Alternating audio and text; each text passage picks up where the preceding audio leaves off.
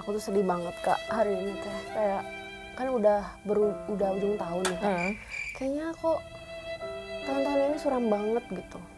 Kayak tahun ini maksudnya di awal-awal dari awal tahun gitu. iya dari awal tahun tuh suram banget. Gak kayak tahun-tahun sebelumnya tuh masanya indah banget. Aduh. Gitu. Berarti masa lalu kamu sebenarnya indah. Indah banget. Apalagi sebelum COVID. Oh. Iya nggak sih? Kalian ngerasa nggak sih dari 2020 ke 2021 itu kayak skip? Iya kayak nggak ada tahun itu gitu. Kayak nggak ada kan? Kayak tidak terlewati. Terus terjadi banyak fenomena dalam hidup ya nggak sih? Apalagi isu-isunya nih Sobat PR. Mau ada resesi Tahun depan. Dah makin. Tapi kamu tahu nggak di akhir tahun itu bagusnya kamu ini loh. Kamu tuh harusnya berdamai sama masa-masa lalu kamu. Ya itu dia Kak, gimana caranya berdamai dengan kehidupan aku. Hidupnya aja udah begini. Bukannya flat aja hidup kamu. Jadi nggak usah ada yang didamai-damaiin. Ya makanya itu Kak. Kenapa flat? Flat banget. Ica udah berdamai sama masa lalu, Ca? Ada nggak something yang sebelumnya gitu? Enggak lagi. Nggak ada juga. Flat banget dong hidup mereka. Kalian nggak ada yang pengen bukan flat buat Kak. masalah gitu sama mereka? Kak bukan flat, udah kebanyakan dosa. Oh ya Allah. Itu dia. Kalau aku sih bukan flat suram. Oh suram. Udah Jadi kebanyakan semuanya dosa pada tuh. begitu. Aduh, Sobat PR, ternyata ya Ica sama Silpi mereka juga ada sesuatu di masa lalunya yang lagi pengen ini tuh kenapa sih masa lalu saya begini, karena mereka pengen sebenarnya move on kan. Dari akhir tahun ini nanti tahun depan tuh kan biasa ya orang resolusi baru gitu. Sedangkan kita gimana mau buat resolusi kalau kita belum bisa move on. Oke, Sobat PR semuanya, kita akan bahas tentang bagaimana caranya berdamai dengan masa lalu. Tetap di Spiritual Journal.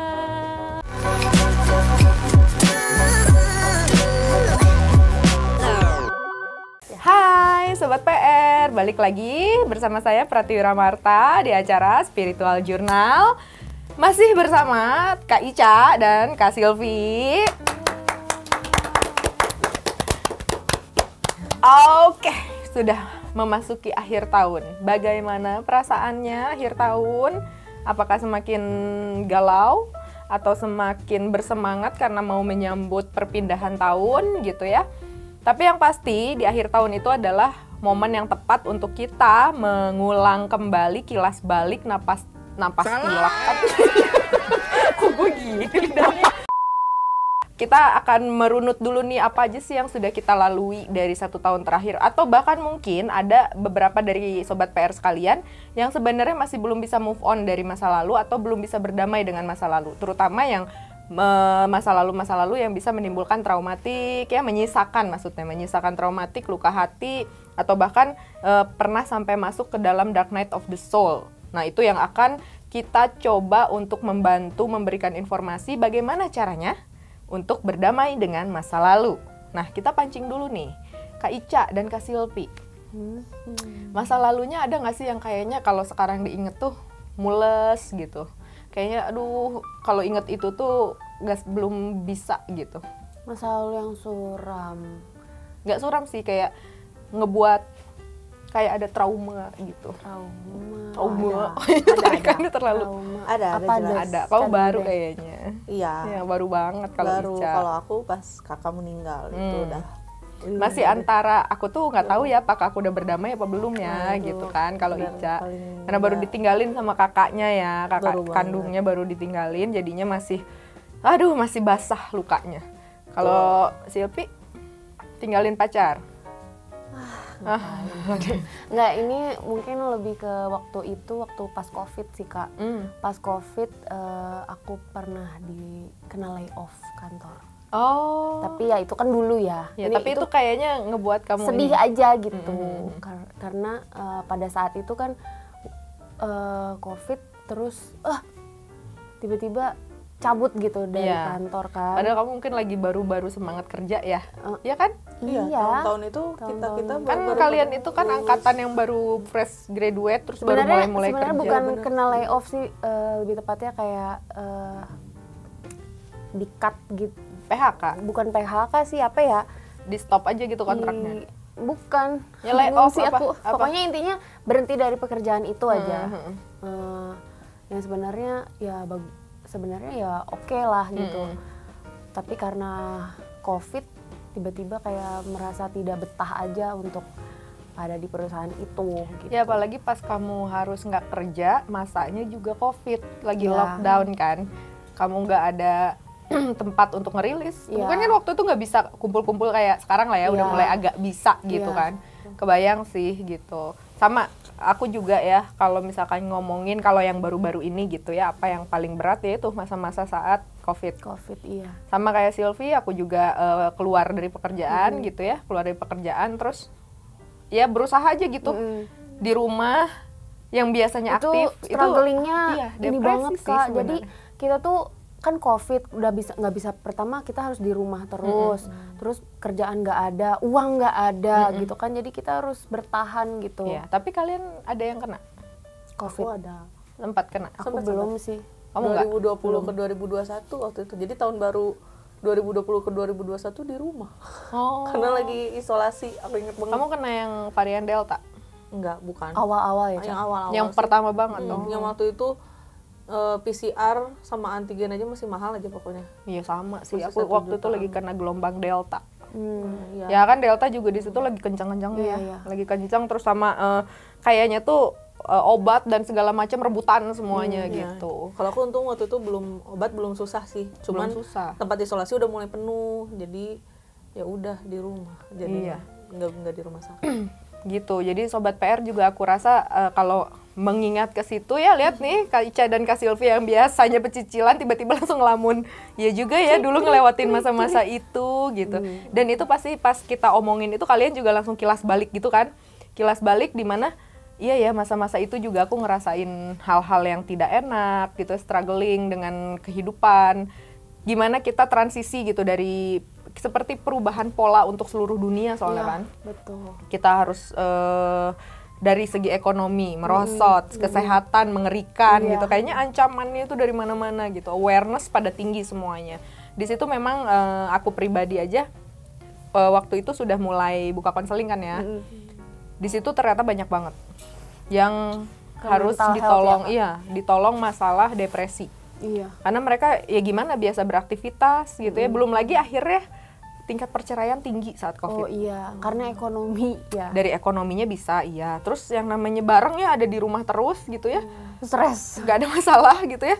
Jadinya nyari masalah gitu sama suami istri itu gitu ya. Benar-benar. Banyak yang seperti itu. Mungkin juga Sobat PR ada traumatik lain. Cuman kalau kita ambil garis besar mungkin umumnya saat momen COVID itu pasti banyak juga yang terpicu gitu. Hal-hal yang menyebabkan permasalahan besar di dalam hidupnya dan jadinya menimbulkan traumatik gitu. Terus kenapa sih kita harus berdamai sama masa lalu? Itu kan pertanyaan pertamanya gitu ya. Oh, kenapa sih gitu? Kan ya udah sih yang lewat aja. Banyak tuh kalimat yang ngeringanin kayak gitu, sering dengar kan. Ya udah sih yang udah lewat mah lewat ke depan gitu. Aduh, kita lihat aja ke depan. Ya itu benar gitu. Benar ya Sobat PR, kita ngelihat ya pasti ke depan, ke belakang menengok-nengok aja dikit gitu ya. Jadi pelajaran. Iya, cuman kan kita nggak bisa loh. Kita maju ke depan tapi kayak ada something yang masih belum beres.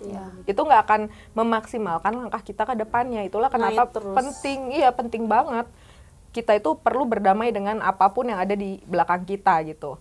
Dan ingat, kalimat yang paling sering diucapkan dengan mudahnya gitu ya, lupain aja sih masa lalu. Langsung tarik gitu, C minor langsung. Langsung nyaring nih. Gitu. Mohon maaf nih gitu. Nggak bisa segampang itu Ferguson. Masa lalu tuh nggak bisa dilupain kecuali amnesia. Iya. Jadi sebenarnya Sobat PR, masa lalu itu bukan hal yang bisa kita lupakan gitu ya, tapi kita bisa memilih kita mau ngingetnya seperti apa. Apakah kayak kamu waktu kamu nginget kamu dikeluarin gitu, kamu berhenti dari pekerjaan kamu, itu kamu mau terus nginget itu sebagai sebuah kesedihan, atau akhirnya kamu bisa melihat itu jadi sebagai kalau aku nggak ngelaluin itu, aku nggak akan ada di sini. Pilihan kedua, ya kan? Nah itu kita ngeflip, karena apa? Manusia itu tidak punya kemampuan melupakan. Jadi jangan pernah bilang dengan mudah gini ya, nasehatin temennya gitu yang lagi udah sih lupain aja. jangan dibiasain karena kita tuh nggak diciptakan sama Tuhan tuh dengan spek bisa melupakan, gitu. Makanya kan ada yang bilang aku tuh bisa maafin tapi aku nggak bisa lupain. Itu banget. Iya kan? Aku maafin kamu tapi aku nggak mau kayak ke ini lagi sama kamu gitu. Dan lupa itu pasangannya sama ingat. Nah tinggal kita perbaikin gitu ingatan kita ini, yang kita perbaiki bagaimana caranya kita berdamai dengan masa lalu, kita ubah cara kita mengingat. Gitu ya.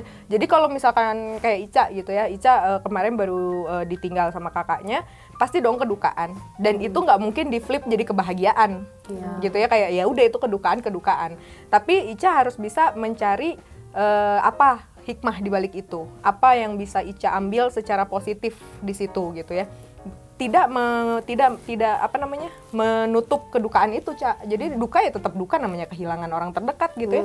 Kedukaannya tetap gitu, tapi Ica juga harus tahu mungkin dengan cara begitu ini yang terbaik buat AA gitu ya. AA jadi nggak sakit lagi gitu. Terus juga jadinya semuanya itu sekarang ini dan kedepannya ini yang udah paling terbaik gitu. Jangan kita itu terus masuk ke kedukaan itu. Akhirnya kedukaan itu dijadikan menjadi sebuah alasan kita jadi nggak baik ke depannya. Banyak yang seperti itu kalau nggak berdamai. Iya, kalau nggak berdamai sama masa lalu. Contoh misalkan ada yang pernah menikah, bercerai, nggak bagus tuh perceraiannya, artinya dalam konflik besar, nimbulin traumatik tuh untuk jadi anggap mau untuk nikah gitu. Jadinya dia menjudge semua laki-laki itu sama gitu. Iya kan? Banyak gak sih yang suka kayak gitu, lihat gitu di medsos-medsos, ratakan cowok tuh begini, cowok tuh begini. Cowok mah gitu. sama aja. Padahal enggak. Makanya yang aja. pada sering scrolling medsos apapun gitu ya, di situ tuh banyak quotes atau banyak juga judgement yang jangan sampai meracuni pikiran kita. Katanya cowok tuh begini, nah kalau cewek tuh begini. Enggak, manusia tuh begitu. Enggak cewek, enggak cowok, ya manusia tuh gitu. Cowok tuh katanya begini, kalau misalkan dia cowok tuh nggak mungkin punya cewek satu. Lah emang cewek nggak bisa kayak gitu? Tapi bener nggak bisa. Kameramen ngangguk. Kameramen ngangguk langsung. Ya. Nyimak. Bener apa bener? Bener apa bener gitu. Tapi sebenarnya apapun yang ada gitu, itu tuh tidak boleh kita langsung judge bahwa itu laki-laki. Enggak, perempuan juga bisa kok kayak gitu. Cuman selama ini yang naik, yang menjadi spotlight itu selalu perempuan. Gitu kan ya, yang mungkin dari segi KDRT gitu ya, dari segi pelecehan gitu. Kan kayaknya lucu aja kalau misalkan Adit atau Kareza yang kita lecehin, kan mereka mati bahagia-bahagia aja kayaknya. Astagfirullahaladzim. Jadi makanya kenapa spotlightnya itu selalu perempuan gitu ya. Nah itu yang harus kita juga pahami, bahwa kadang kita tuh termakan sama doktrin yang ada. Dan akhirnya kita tuh matok gitu. Kalau yang namanya perceraian sudah pasti kedukaan, kesedihan, kekecewaan, pengkhianatan, segala macam gitu ya. Padahal itu semuanya bisa di-flip. Semuanya itu ada sisi positifnya juga. Makanya biar kita bisa berdamai gitu sama itu. Ada yang contohnya gitu ya, menurut aku gitu ya, perpisahan pasangan yang menjadi contoh baik itu kan kayak Deddy Corbuzier sama Kalina ya. Terus juga Gading sama Giselle gitu. Mereka bisa membuktikan bahwa ya memang ada konflik saat itu gitu. Tapi setelah itu mereka bisa move on dan bahkan berteman gitu. Terus co-parenting. Iya, mereka tetap menjalin hubungan baik untuk anak gitu. Jadinya sebenarnya semuanya tuh nggak boleh kita plot. Itu yang akan menjadi doktrin. Akhirnya kita nggak bisa mengubah ingatan kita. Pokoknya kalau udah inget itu kedukaan, kekecewaan. Dan yang namanya ngerilis atau untuk berdamai dengan masa lalu itu banyak yang nggak bisa, karena pas begitu dia ingat masa lalunya, dia malah stuck lagi di situ. Dia stuck, jadi malah baper lagi ke arah situ. Nah sekarang pertanyaannya, gimana orang bisa maju, melangkah ke depan, yang katanya udah sih lihat ke depan aja, nggak akan bisa. Dia akan ke depannya itu akan pertama bawa traumatik, kedua bawa awareness yang tinggi, paranoidnya akan kebawa, anxiety-nya kebawa, kecemasannya dia pada satu hal itu. Kalau kamu masih kayak gitu, misalkan kamu pernah berpisah gitu ya, pasangan gitu, tapi nggak enak gitu, mungkin pernah ada dalam hubungan toksik. Kamu bilang udah kok, aku udah ngelupain si mantan aku itu gitu ya. Mantannya sudah bisa dilupain, tapi suasana, kondisi, perasaan saat kalian ngejalanin toksik itu udah bisa kalian lupain belum? Itu Susah yang suka sih, dibawa kayaknya. sadar dibawa. Iya, itu yang susah. Dan tanpa disadari, iya si subjeknya sudah dilupakan, si cowoknya sudah bisa dilupakan, ceweknya udah bisa dilupakan, tapi ceritanya Iya, itu nggak bisa. pengalamannya itu yang susah. Iya, makanya begitu mungkin ada orang lain baru yang mau masuk, langsung ke trigger. Tapi aku juga gitu sih, Nah, Kak. berarti masih ada jadi tuh. makin picky gitu sama Milih mah harus. milih-milih banget. Jadi Jadi milih. was-was banget. Yang penting jangan sampai ke taraf paranoid. Kalau enggak berarti kamu belum move on sebenarnya. Bukan move on. Banyak yang gengsi kan ya, aku nggak udah move on nih, udah aku lupain. Bukan masalah si itunya, tapi bukan masalah si orangnya, tapi masalah perlakuannya dia. Perlakuan yang diterima sama seseorang yang pernah menjalani toxic relationship terutama ya, atau toxic relationship kan besar luas ya, ada yang keluarga, teman segala macam. Kalau dia baru keluar dari situ gitu ya, terus dia bilang dia sudah bisa melupakan orang-orangnya gitu ya, tapi si suasana dan perasaan yang pernah dia rasakan di momen itu belum tentu langsung hilang. Itu yang terus ke bawah, di bawah sadar ke depannya. Jadinya begitu, contoh ya, kalau yang aku pernah punya klien, dia itu pernah terjebak dalam satu keributan di 98 di Jakarta. Dia lagi ada di mobil, dia ngeliat orang segitu banyak, lagi pada ngancurin, lagi narik-narikin orang, dipukulin di depan dia. Dia waktu itu masih kecil, jadi kayak masih SMP lah gitu. Sampai saat ini, setiap dia ngeliat kerumunan orang, itu langsung sesak. Dia langsung sesak, langsung keringet dingin gitu. Itu salah satu contohnya yang kasusnya berat sih sebenarnya. Dan kalau yang kasusnya masih sedang, itu kayak kamu gitu. Pernah putus, pas mau ngejalin lagi sama orang tuh, bukan pikinya tuh bukan mempertimbangkan untuk gimana, tapi malah paranoid gitu. Ah, pasti bakalan sama aja. Bakalan gini, bakalan gitu. Nanti akhirnya lama-lama keasikan aja sendiri. Nggak bagus ya? Nggak kayak bagus gitu. Apalagi kalau yang sampai 10 tahun lebih gitu ya. Itu 10 tahun lebih dalam hubungan gitu. nggak, maksudnya tuh masih dia masih ngestak di situ. Kenapa? Ya, jadi dia masih ngestak di situ sampai 10 tahun lebih gitu, perasaan nggak berdamai sama masa lalu itu. Nggak banyak gitu. yang Sampai sadar. Dia jadinya tuh kasarnya tuh mungkin dianya jadi nyebelin gitu ya. Itu ada yang kayak gitu ya kayak. Ada. Jadinya tuh karena itulah, kalau misalkan kita nggak berdamai sama masa lalu, Hujan? Jenbun. jadi kalau misalkan kita nggak berdamai sama masa lalu kita, itu akan pastinya berefek ke masa depan. Karena pasti kita akan banyak memutuskan sesuatu itu berdasarkan dari masa lalunya kita. Nah, itu yang jadinya pembentukan karakter, Cak. Jadi kalau apa yang pernah kita alami, itu yang akan menjadi bahan pertimbangan kita untuk mengambil keputusan di depan. Makanya penting banget yang namanya kita berdamai dengan masa lalu kita.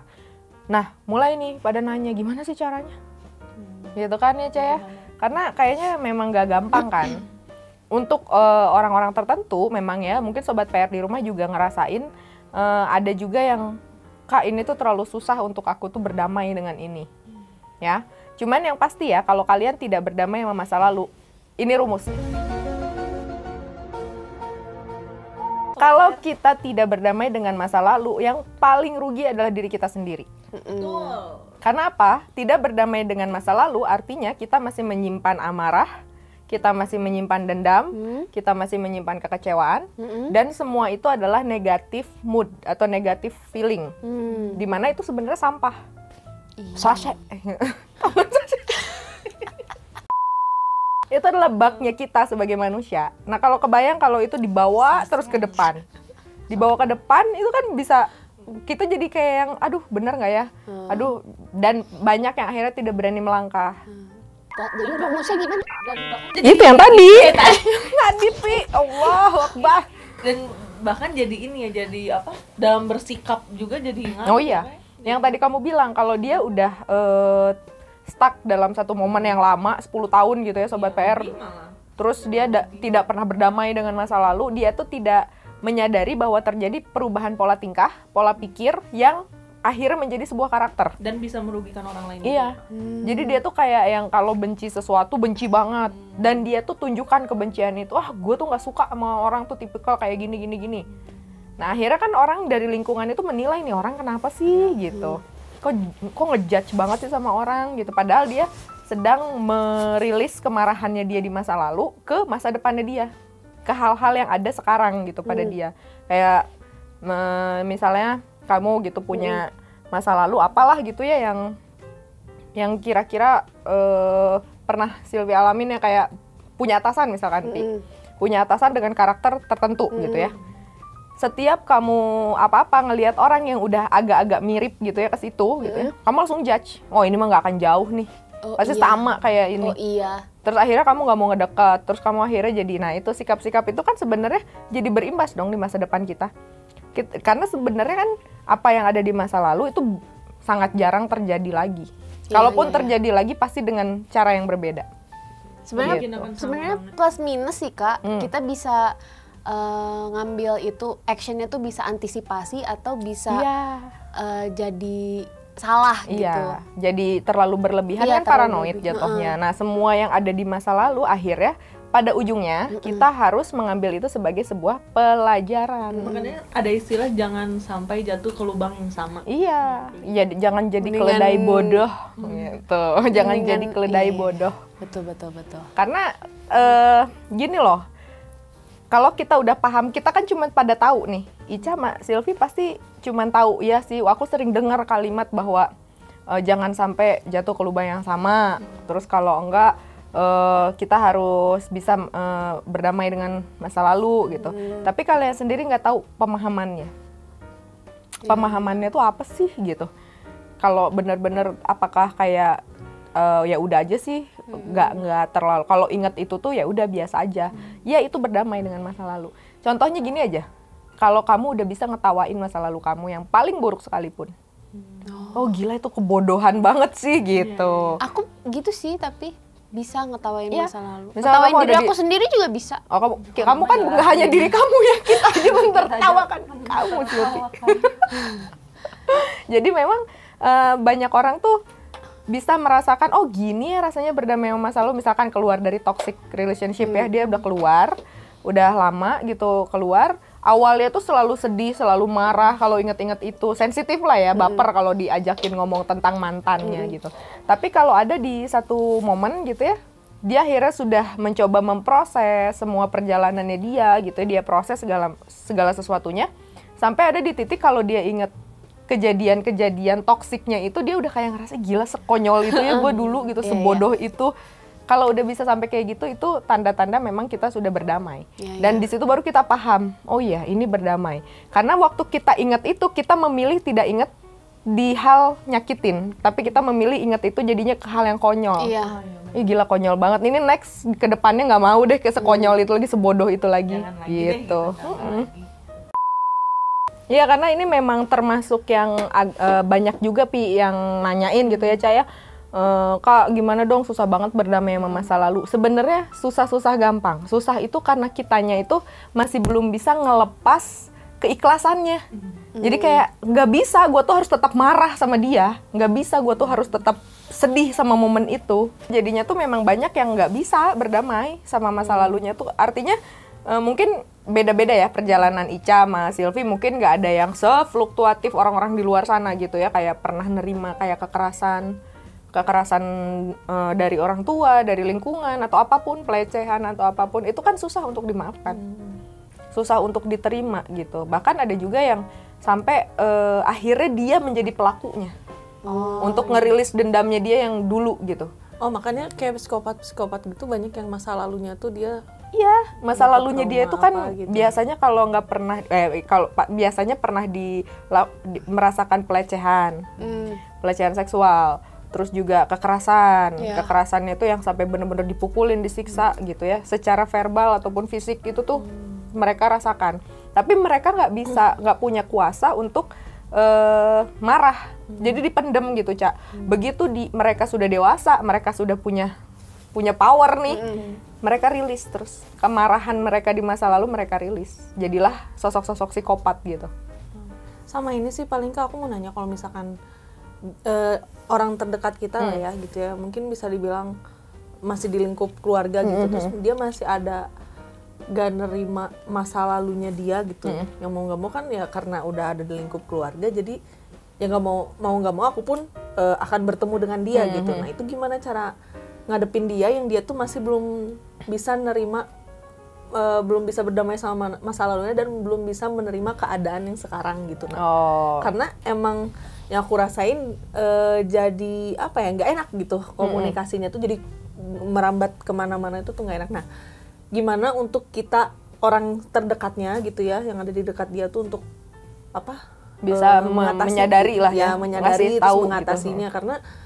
Karena jadi ya itu apa, senggol apa sih, bacot itu? Ya bacok ya, jadi kasar, gitu bacok. Karena dia masih belum berdamai, dia masih menyalahkan gitu, jadi ya itu sikapnya pun jadi nggak enak gitu kemana-mana. Nah itu gimana tuh Kak untuk yang kayak gitu, orang yang seperti itu?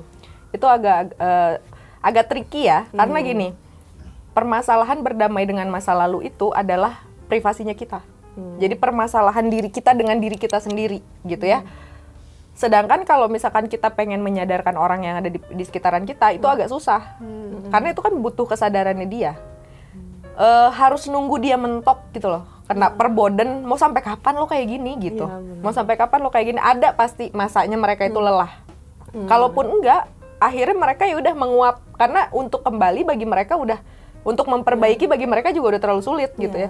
Tapi ya udahlah pergi. Tapi di satu sisi mereka pergi sudah dengan membawa pemahaman. Ya sih harusnya aku nggak kayak gitu. Jadi untuk Icanya sendiri, kalau misalkan ngelihat yang kayak gitu, dia masih belum bisa berkomunikasi searah dengan kamu gitu ya, tidak bisa sama satu frekuensi, ya kamu juga harus menghindar. Susah.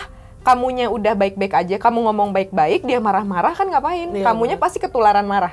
Iya, jadi kayak yang serba salah gitu Kak, gitu kan. Kamu yang udah berdamai, jadi ikutan males lagi gitu. Mendingan ya sudah, dia punya prosesnya sendiri gitu, doain aja gitu ya, dia punya proses, karena capek loh kayak gitu. Iya, aku pun yang ngeliatnya capek. Kadang aku mikir, dia nggak capek baku hantam. Bukan, berkutat gitu, apa sih disebutnya? Iya, berkutat di masa lalu kayaknya tuh nggak capek gitu, aku aja bingung gitu ngeliatnya. Nah gitu. itulah yang aku bilang, kalau misalkan orang ngerasa dia punya hak marah, itu tuh bisa kebablasan. Misalkan pasangan aja ya, misalkan gini, pasangan ada dua tipikal nih. Kalau misalkan pasangannya buat salah, Ica gitu ya, pacar kamu buat salah. Begitu pacar kamu ngaku, ya udah kamu ya udah oke, jangan diulangi lagi, beres gitu ya, sesimpel itu. Tapi ada yang ribet gitu. Begitu si pasangan yang ngakuin salah, makin diintimidasi. Karena dia langsung punya hak untuk marah itu.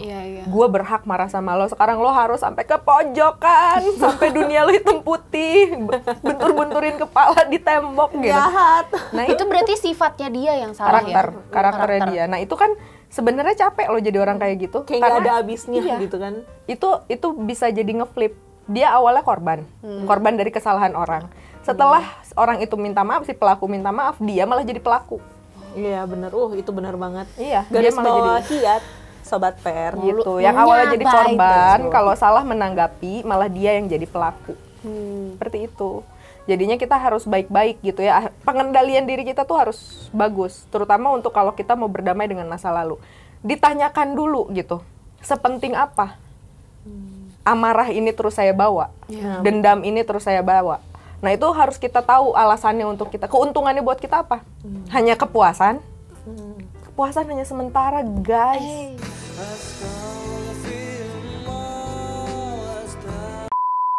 Nah untuk sobat-sobat PR ya, kalau misalkan ingin berdamai sama masa lalu, tolong dilihat dulu dari awal. Kalau itu adalah sebuah kemarahan, sebuah dendam, sebuah sakit hati gitu ya, sebuah kekecewaan yang sangat-sangat, atau kedukaan lah ya, yang sangat dalam. Kita harus tanyakan lagi, seberapa penting itu untuk kita ke depannya. Kalau kita bawa-bawa hal itu. Contoh misalkan kita masih dendam nih, kita punya saudara, mungkin punya teman, kita bawa terus sampai depan. Itu terus apa manfaatnya buat kita? Bukannya kita sendiri yang capek, kalau ada orang itu kita jadi malas, Atau kita menggerutu di dalam atau hati emang gitu. dia suka dengan kegerutuan Nah itu? itu ujungnya kemana? Karakter ya? Kepuasan. Kepuasan. Oh. Dia hanya puas aja, bisa menghindari, bisa marah, bisa nunjukin gua tuh nggak suka sama lo. Itu kepuasannya dia aja. iya. Tapi kalau ditanyain balik, terus udah puas terus ngapain?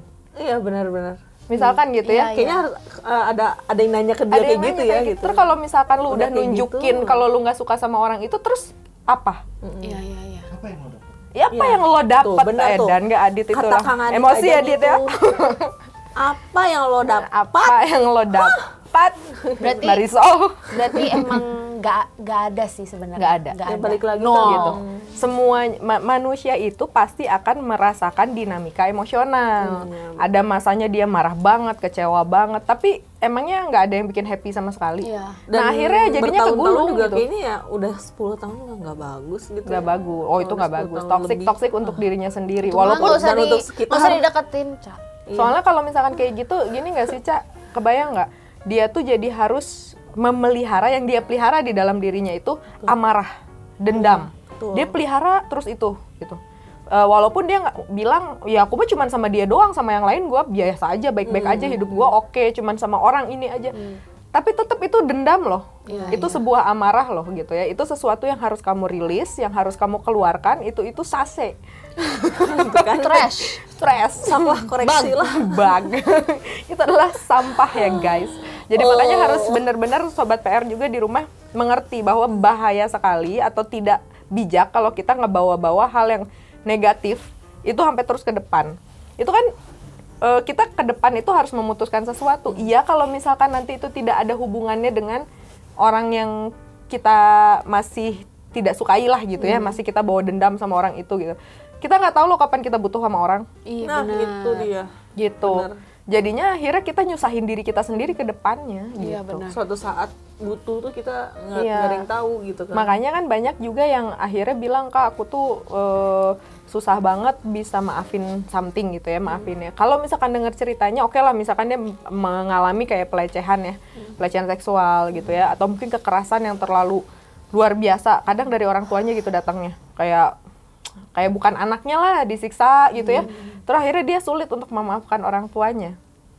Iya, kita pahami gimana nggak marah dia ngelihat di sekeliling itu teman-temannya disayangi sama orang tuanya, sedangkan dia nerima perlakuan yang anggaplah udah kayak binatang gitu ya. Akhirnya dia tumbuh jadi anak yang dendam terus sama orang tuanya. Tapi ada juga, tapi di momen tertentu dia akan butuh sama orang tuanya. Atau at least dia bisa menjauh dari orang tuanya, terus tapi tidak menjudge bahwa orang tua yang lain itu seperti itu. Gitu. Dia harus bisa lebih wise. Dan kalau dia bisa berdamai, dia malah berpikirnya gini, one day saya punya anak, saya nggak mau kayak gitu. Tapi kalau misalkan dia yang menyimpan dendam, one day saya punya anak, saya siksa Balas, kayak saya. ya. Gitu. Dia jadinya balas dendam. Iya. Gitu. Makanya jelek banget kalau kita masih belum bisa berdamai sama masa lalu. Itu tuh tergantung ingatan kita. Jangan merasa kalau kemarahan dan dendam karena kita pernah disakiti itu akan menjadi hak paten. Wah, Itu tuh salah cobaan. besar.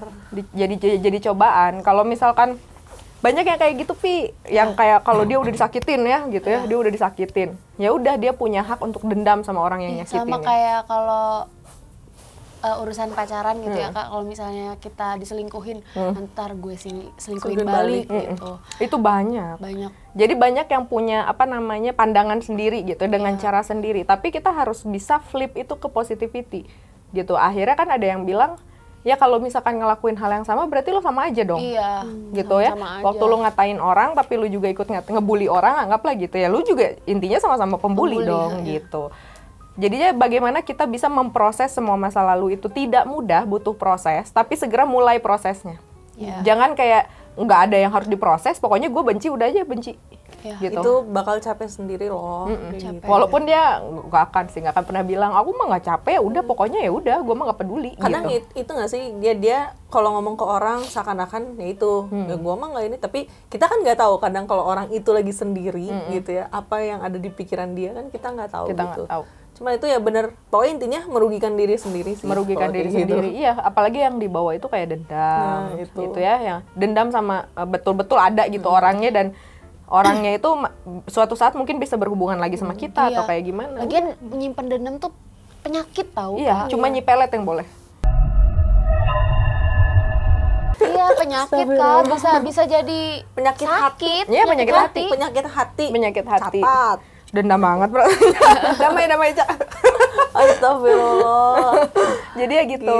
Jadi gitu ya Sobat PR, memang yang namanya berdamai dengan masa lalu itu bukan hal yang mudah, karena kita di situ harus belajar bagaimana kita mengeluarkan sebuah keikhlasan, bagaimana kita bisa juga menjadi orang yang jauh lebih wise, bisa melihat itu tuh nggak cuman dari sisi negatifnya aja, tapi positifnya ada. Dan dalam religi pun gitu ya, kita selalu diajarin apapun cobaannya pasti ada positifnya. Ya. Cuman mau atau enggak kita ngelihat itu gitu, atau kita mau terus menitik beratkan ke kedukaannya, kesedihannya, kemarahnya. Nah itu yang harus mulai kita proses, harus ada, oh kayaknya dulu aku sempat marah banget nih tentang momen ini sama orang ini, itu kayaknya mulai harus aku rilis deh, mulai harus aku keluarkan gitu, jangan sampai itu tersimpan terus, itu jadi penyakit hati, tidak terasa langsung gitu ya, itu imbasnya ke kita gitu ya, tapi itu makin lama kamu nanti akan bisa ngerasain, loh kok watak saya jadi kayak gini ya, gitu, kok sifat saya jadi kayak gini ya, kok orang nggak suka ya sama saya gitu. Jadi kira-kira Sylvie sama Ica bisa udah kegambar belum? Oh gini ya caranya kita ngerilis Bisa gitu. lah kita mah ya sih Berdamai. Kita mah udah mau maju hidupnya. Iyalah, gila. Indonesia maju pokoknya. Semangat. Udah mau 2023 harus lebih baik. Masa di situ-situ aja. Iya. Pokoknya kita ke depannya ini harus tahu bahwa memang betul kita itu hidup itu ya jelas ya, pilihannya cuma bisa maju ke depan. Tapi apa yang ada di belakang itu semuanya pelajaran. Nah kita mau mengingat itu seperti apa, itu pilihan kita. Bagaimana kita mau memproses yang ada di belakang menjadi hal positif ke depannya atau negatif ke depannya. Gitu. Jangan sampai kamu ngerasa baik-baik saja kalau kamu masih menyimpan banyak amarah, banyak dendam, banyak sakit hati gitu ya, atau kedukaan yang sebenarnya belum kamu tuntaskan sepenuhnya. Dan mulai prosesnya secepat mungkin gitu. Jangan kayak gimana terus Kak mulai prosesnya. Memulai prosesnya itu yang pertama kamu ingat dulu apa luka kamu. Apa di masa lalu kamu, apa yang menjadi traumatik kamu. Kamu ingat terus kamu rasain waktu kamu ingat itu bagaimana fisik dan psikis kamu merespon. Kalau misalkan secara fisik nih pas ingat kejadian itu, aduh asam lambung aku naik, langsung mules gitu ya. Terus kalau misalkan fisik nggak ada ini, biasanya psikis. Secara psikis langsung keluar air mata, sedih, langsung kayak nggak kekontrol gitu ya, kayak gitu. Selama masih ada efek gejala itu tuh keluar dari fisik dan psikis ya, itu artinya kamu belum berdamai. Dan dari situ kamu mulai terus hadapi. Banyak orang itu menghindari luka hati. Traumatik itu dihindari, nggak mau ingat, aku nggak mau lihat itu, gitu ya. Akhirnya terapi yang harus dilakukan, anggap aja gini, terapi seorang fobia, misalnya fobia sama ular, itu justru diliatin, awalnya dari jauh, mulai dekat, akhirnya, megang, gitu. Iya, baru dia megang gitu, baru dia akhirnya hilang fobianya. Sama, kita pun sama luka hati gitu, bukan kita hindari, tapi kita terus lihat, akhirnya lama-lama kebas gitu, ngelihat itu tuh udah nggak sakit lagi, nggak gimana lagi, ya udah sih biasa aja. Semakin kamu menghindari, semakin lama kamu memulai proses kamu untuk berdamai dengan masa lalu kamu. Seperti itu. Mantap. Penting ya, mau 2023 masih bawa-bawa hal-hal yang nggak baik dari belakang. Kan New Year New Me. New Year New Me. Gitu ya. Gitu. Gimana? Masih ada yang mau ditanyakan? Udah cukup. Seru ya? Kayak harus ya. Udah bentar lagi sudah mulai memasuki 2023 nih. Bentar lagi nih, berapa minggu lagi, berapa hari lagi kita coba untuk merilis sebelum kita melakukan resolusi.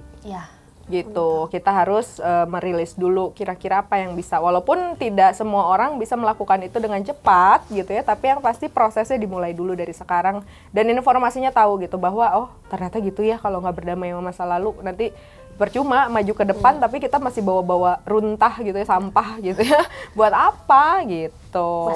Bakal berat ngelangkah gitu. Berat, iya dong, berat banget kakinya ngelangkah. masih keikat. Aduh, penuh batu ya. Oke Sobat PR, thank you udah nonton Spiritual Journal episode kali ini tentang berdamai dengan masa lalu. Mudah-mudahan bisa memberikan informasi, inspirasi, atau juga sesuatu tips yang bisa kalian lakukan di akhir tahun ini. gitu ya. Jangan lupa nanti minggu depan masih ada Spiritual Journal setiap jam 8 malam hanya di Pikiran Rakyat YouTube channel. Iya guys, jangan lupa untuk follow dan subscribe YouTube Pikiran Rakyat, follow juga sosial medianya. Jangan lupa untuk teman-teman yang mau konseling ke Katiwi boleh di sini. Oke, sampai ketemu di episode selanjutnya. Thank you semuanya, bye-bye.